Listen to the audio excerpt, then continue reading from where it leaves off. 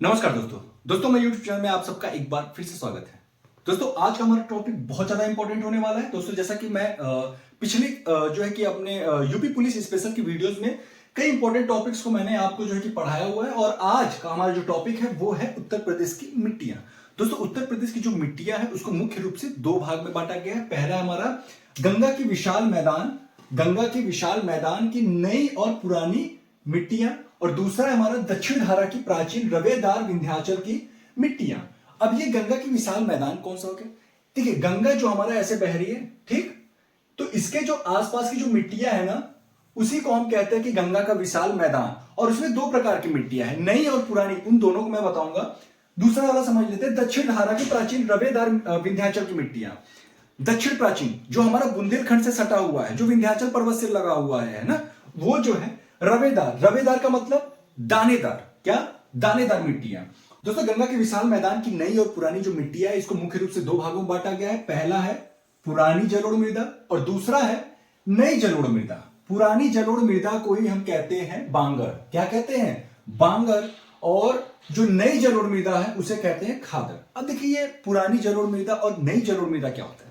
Suppose that कि जैसे बाढ़ आता है, बाढ़ प्रभावित क्षेत्र जितने भी हैं, ठीक है, सपोज दैट कि ये हमारी जो है ये हमारी गंगा नदी है, ठीक, और इस गंगा नदी में जब बाढ़ आता है तो आसपास का जो एरिया है, जहां तक पानी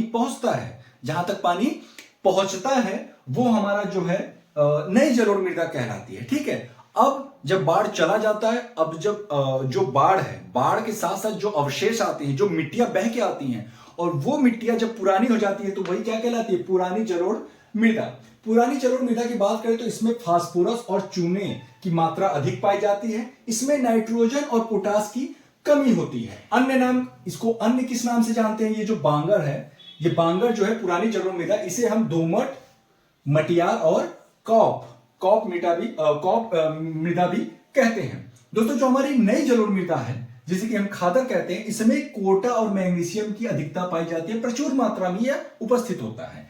कमी की बात करें तो लिपि, फास्फोरस और ह्यूमस इसमें जो है इसकी कमी पाई जाती है। अन्य नाम की बात कर लेते हैं तो नवीन कॉप है ना, क्योंकि ये नई जलोढ़ मृदा है तो इसे हम क्या कहेंगे? नवीन कॉप। और जो पुरानी जलोढ़ मृदा थी उसे हम क्या कहेंगे? केवल और केवल कॉप, है ना। और उसके बाद जो है बलुआ मिट्टी भी इसी को कहते हैं। क्यों कहते हैं? क्योंकि नदी जो है जब बाढ़ आता है तो वो अपने साथ साथ जो है कि बालू को लेकर आता है, ठीक है। और मटियार दोमट भी इसी को कहते हैं। दोस्तों ये तो रहा हमारा गंगा की विशाल मैदान की नई और पुरानी मिट्टियों का वर्गीकरण।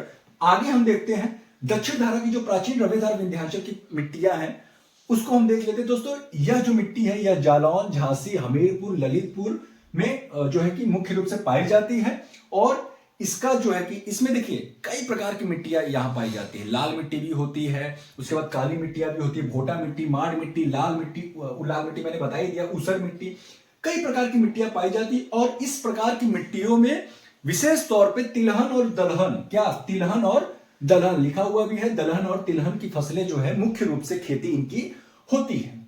दोस्तों एक और फसल है चना भी बहुत अच्छी मात्रा में जो है यहाँ पे होती है।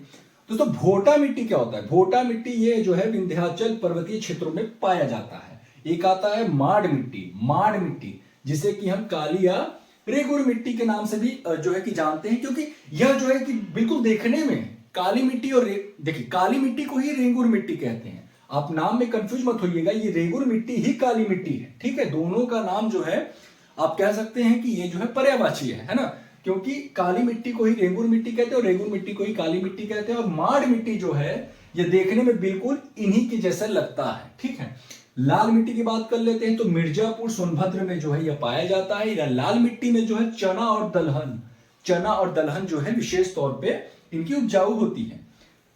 दोस्तों ऊसर मिट्टी की बात कर ले तो अलीगढ़, मैनपुरी, सीतापुर, उन्नाव, एटा, इटावा, रायबरेली में जो है ऊसर मिट्टी पाई जाती है। इसका जो कुल क्षेत्रफल है प्रदेश में 1.37 मिलियन हेक्टेयर, ठीक है। दोस्तों जो सरकारी माप होता है, जो जमीनों का जो सरकारी माप होता है खेतों का, वह हेक्टेयर में होता है। दोस्तों ये तो हमारे जो है मृदा का वर्गीकरण हो गया, प्रदेश की जो मृदाएं हैं। अब हम बात कर लेते हैं, चूंकि मृदा की जब बात होती है तो मृदा अपरदन जरूर आता है। मृदा अपरदन किसे कहते हैं? मृदा अपरदन उसे कहते हैं जब मृदा का क्षरण हो, जब मृदा का कटाव हो। तो यह मुख्य रूप से दो प्रकार से होता है, एक जल के माध्यम से होता है, एक वायु के माध्यम से होता है। ज्यादातर जल के माध्यम से होता है। सर्वाधिक मृदा अपरदन किससे होता है? जल से होता है। देखिए, सर्वाधिक प्रभावित क्षेत्र कौन सा है? तराई व भाभर क्षेत्र। तराई व भाभर क्षेत्र। तराई जैसा कि आप कह सकते हैं कि जो हमारे नेपाल से जितने भी सटे हुए जिले हैं वह तराई क्षेत्र में आते हैं, और भाभर क्षेत्र वो होते हैं जहां पे बाढ़ प्रभावित एरिया जो है। सर्वाधिक प्रभावित नदी क्षेत्र की बात करें तो चंबल नदी क्षेत्र, ठीक है। सर्वाधिक प्रभावित जिलों की बात कर लेते हैं, इटावा और आगरा। इटावा और आगरा में जो है सबसे अधिक जो है कि मृदा अपरदन होता है जल के माध्यम से। अब वायु से देख लेते हैं, सर्वाधिक प्रभावित क्षेत्र कौन सा है? मथुरा और आगरा। आगरा दोनों में है, आगरा जो है दोनों में उपस्थित है, ध्यान दीजिएगा, ठीक है। दोस्तों, नोट करने वाली बात है कि वायु अपरदन से यूपी सबसे अधिक प्रभावित होता है, ठीक है। सबसे अधिक प्रभावित होने वाला जो है कि राज्य कौन सा है वायु अपरदन से? तो यूपी है। और सबसे अधिक बंजर भूमि, सबसे अधिक बंजर भूमि की बात कर लेते हैं तो राजस्थान में सर्वाधिक बंजर भूमि है। जैसा कि आप सभी जानते हैं कि राजस्थान का जो 60% क्षेत्रफल है वह थार रेगिस्तान का हिस्सा है। सबसे कम बंजर भूमि की बात करें तो गोवा है। क्या है? गोवा है। दोस्तों, ये रहा हमारा उत्तर प्रदेश की मिट्टियां। हमको बहुत ज्यादा डीप में नहीं पढ़ना है, बट हाँ, हमको कोई भी टॉपिक छोड़ना नहीं है, और चीजों को आप मैप के ये हमारा जो टॉपिक है ये मुझे मैप के माध्यम से नहीं लगा कि आपको समझाना चाहिए, इसलिए मैंने जो है कि मैप बनाना उचित नहीं समझा।